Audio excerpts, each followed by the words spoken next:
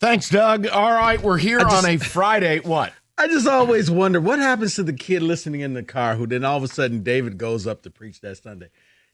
Dad, isn't that the Dong Bong guy? Isn't that preacher Dong Bong? David definitely has two completely. And by the way, David with the day off today has no opportunity to defend himself. He doesn't. You know what? Good for him. I win. It's tremendous. I want to jump right in, Lions and Eagles. We're going to do it in a different way. Because here is, I want to just tell you what bothers me about you. Not Rico or Kenny or Corbin. No, about you, the Lions fan. It's the airing of the grievances. I want to tell you what bothers me. I got a lot of problems with you people, and now you're going to hear about them. It's the airing of the grievances. But it'll lead us to what we're going to talk about with Lions and Eagles.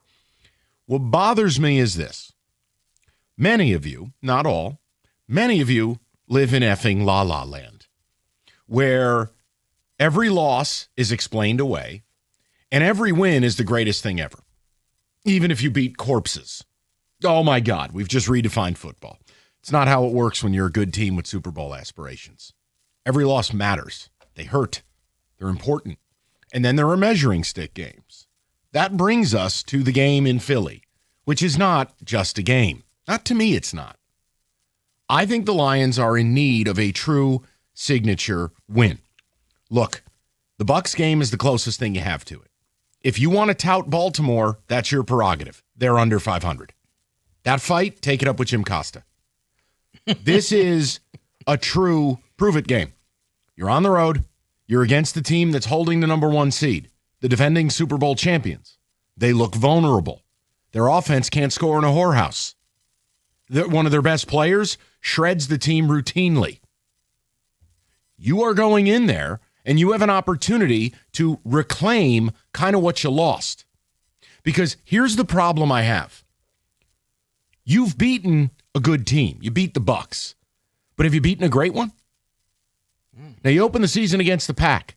You got beat up. You went and played Kansas City. You got beat up.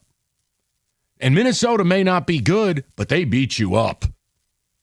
When you face teams that have defensive lines that can stand up and fight versus play patty cake, you haven't fared very well.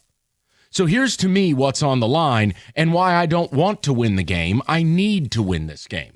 What's on the line is this. If you win, I have absolutely no problem saying you are on way to reclaiming king of the NFC, competing for the 1 seed, and putting yourself back in a pole position for the NFC North. But if you lose, you're not a Super Bowl team. If you lose, you're not the 1 seed. And if you lose, you're not winning the North. Well, how can you say that? Because while we don't have 1 or 2 games left, we don't have that much time. No. It's week 11. You have 3 showdowns. The game in Philly, the game here on Thanksgiving, and the game in Los Angeles. And you got to take 2 of 3 to be serious about it. What's your best opportunity at those? I don't know. You could say the Pack. I don't think you could say it the Rams. But I think an Eagles team off of an absolutely dreadful win, I can't believe I used those 2 words together, Rico, but I think it is okay to say this is a measuring stick game, that if they win, we upgrade them, and if they lose, we downgrade them. It's absolutely a measuring stick game because, let's face it, for the last few years, we played the mythical game, if you played the Eagles. If you played the Eagles. Well, guess what? You're playing the Eagles. This Sunday, you get to play the Eagles. So it won't be any, well, I think we can handle their defense, or I think we can stop Saquon, all right?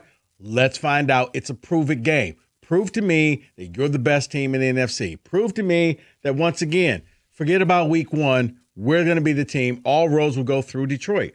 That's this type of game. No excuses. Whether you're going to be missing people, they're going to be missing people. It's a game on the road. I do think that it'll almost count as a game and a half because you went on the road to beat them, because it's not here at Ford Field.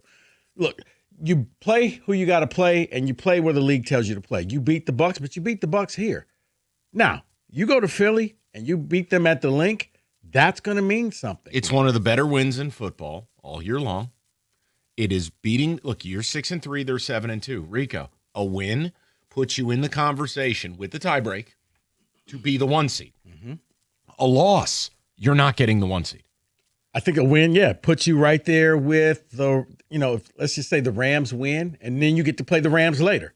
And now you'll have the tiebreaker over them but I take it a step further. A loss to knock you to 6-4, I think your hopes of winning the North take a big blow. You don't have – look, yes, there are these free squares on the schedule, next week being one against the Giants. What you just had against the Commanders. These are free squares. And while you still need to pay attention, show up, and play, it takes a lot to lose those games. Those teams are objectively horrific. The Vikings are not horrific. They are acutely limited at the quarterback spot. But that's a good football team. You have beaten some terrible football teams, and that's fine. That's what good teams do. But what I want to know from you is, do you accept the terms of engagement here? Mm-hmm. You think of yourselves as a Super Bowl team.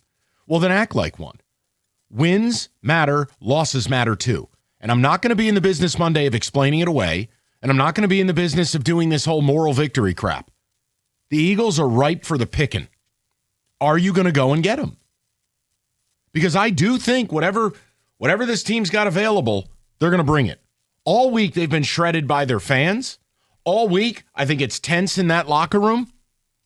And now, it's prime time. It's the Lions coming. And guess what, Rico? If there's any team in football that will show up at your house, punch you in the face, take all your kids' toys, and then burn your house down, it's the Lions. It is the Lions. But see, I don't pay attention to any of that, the Eagles drama, because, Mike, they love feast it off the drama. I told Kenny in pre-show, they're that toxic couple. It works somehow. And they're constantly fighting. And they're constantly at each other's throats. And they're bad-mouthing each other. And you know Kenny what? Is sitting right here. You can't say things. Don't do that. You can't say that. In the end, they're all hugged up and they're all lovey-dovey. And you're sitting to yourself like, but he just called you. It works for them. I don't know how it works. I would feel better if I was a Lions fan if everything was kumbaya and everything was working and Dom wasn't doing something stupid and Sirianni didn't say anything and AJ was actually happy. I would be worried. But the fact that it's always something with them, it works for them. It's what they thrive off of. But I want to throw a number out. No, I'm sorry. It's not slap and tickle, but there should be a focus to it. There's an intensity. There should be tension in the air when you play a game this big. To me, you want to prove you're at a Super Bowl level? Go win the damn game. Because if you don't, you're not. And at 6-4 with multiple showdowns left, I'm sorry. You're probably on track to end up with 6 or 7 losses if you lose the game. But if you win it, if you win it, I got no problem handing the flowers. But I get tired in this town. You beat some dead-ass opponent and people acting like Dan Campbell changed earth. Yes, I'm happy Dan Campbell's calling the plays. Yes, I have more confidence in him than John Morton. That's more about John Morton than acting like we've hired Andy Reid. You played a team that didn't want to be there last week and was more interested in fighting each other. Now you're going to play someone where you beat them, you deserve all praise. But if you lose, it's going to really hurt. Mm-hmm. And I've given it to you because you're not going to get the 1 seed. I mean, you will be 3 games behind Philly, tiebreaker. You will be 2 games behind the Rams, and yes, you get a head-to-head. And then there's Seattle, who controls their own destiny. Guys, it's Super Bowl or bust. I've always said this, and I agree with Rico on it. You need to play as many games indoors as possible. Yes. Because here's the thing. Well, unfortunately, Mike, I think they're in the minority, but there are people who say, I think it's better if you don't have that week off and you just keep playing.